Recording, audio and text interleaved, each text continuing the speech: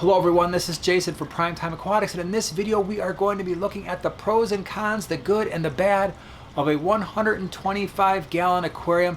There is so much to consider as we get into these larger 6-foot tanks, and this is usually the first 6-foot tank that a lot of people buy. It's a great dimension, it's very popular, it's easy to obtain, easy to find equipment for. We're going to take a closer look at it. Would love to hear from you in the comments section below. What are your opinions of a 125-gallon aquarium? Hope you enjoy the video.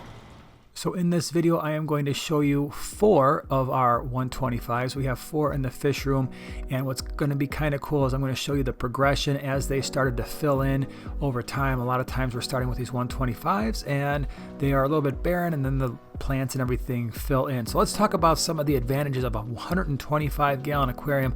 I think 2 things really attract people to a 125-gallon fish tank. One is the size. There's just something about a 6-foot aquarium that makes it look so much larger than anything less than 6 feet, even if the volume is greater. So we're dealing with a tank that is roughly about 6 feet long. It's about 18.5 inches wide, and it's about 23 to 23.5 inches tall, depending on the brand that you buy.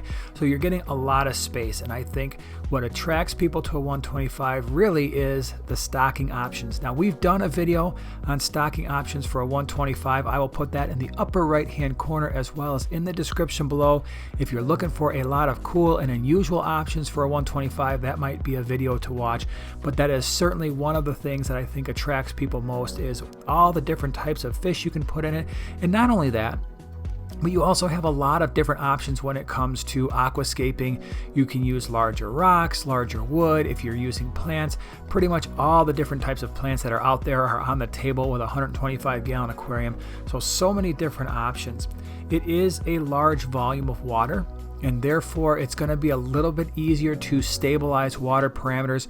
And so that's something that attracts a lot of people as well. It's easier for the pH and the water hardness and everything else to remain stable, which is going to keep your fish healthier for a longer period of time.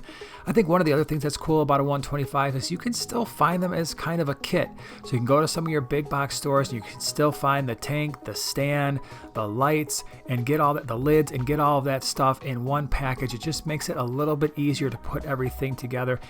Now, there are some things to consider. Yes, a 125-gallon aquarium is going to be awesome, but before you jump into this size tank, we want to make sure that we are thinking about what we have to prepare for. And the first thing is the cost.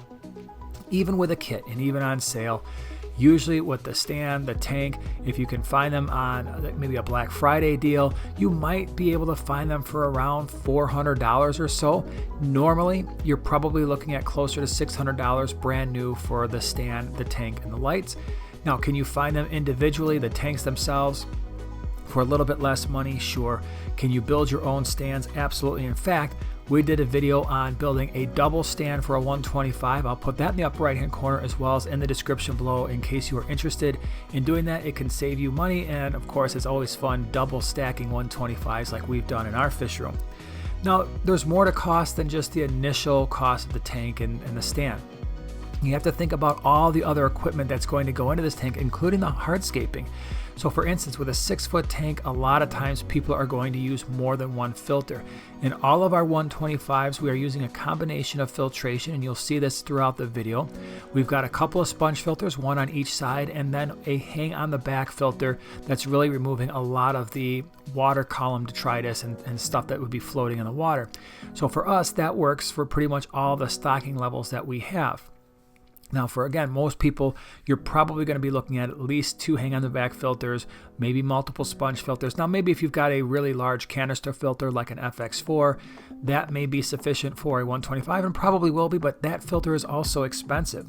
When it comes to lights, a lot of times you're looking at potentially 2 3-foot lights.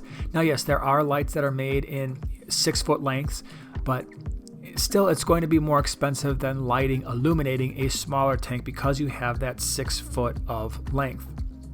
The other things you have to think about too is just the aquascaping in general. So even the substrate, sometimes, at least retail, you're looking at about $1 a pound for gravel or for sand. Yes, you can save money by using pool filter sand, something we've talked about in the past, but you're still going to need a lot of it. You're still going to need, it's amazing when you're scaping a 125 and you've got some rocks that you want to use and some wood, and the stuff looks pretty sizable when it's outside the tank, and then you put it in the tank like you're seeing here and you realize, wow, you know what? This really didn't fill up this tank the way I had hoped, and you have to go back out and get more. So you can easily be into a 125 if you purchase it new with the stand, the lights, the filtration. You could be into it for $1,500 to $2,000 once you fully get the thing up and running, and that's not necessarily including the fish. Now, of course, again, you can do this stuff cheaper. I'm just saying for the average person who's just going out and buying stuff at the store, it can add up. The cost can add up. Now, you also have to think about the weight. For a 125-gallon aquarium, depending on what you're putting in it in terms of rocks and aquascaping, you could be looking at somewhere between 1,100 to maybe 1,300 pounds. So this is probably not something you're putting on the upper floors of your home unless it is very, very well built, but it's something that you have to consider. Now, just as a point of reference, if you're looking at a 125, there are probably some other tanks that you should consider, and that would be, if you're looking at 6-foot tanks and you have your heart set on that, maybe a 150 or even a 180. The other popular option, and this is a video we did a while back, is we compared a 125 to a 4-foot 150-gallon. Both of these tanks are widely available at a lot of the big box stores. So if you want to see that video, check out the upper right-hand corner. I'll put it in the description below as well, just so you can get a really good feel for the advantages and disadvantages of each type of tank.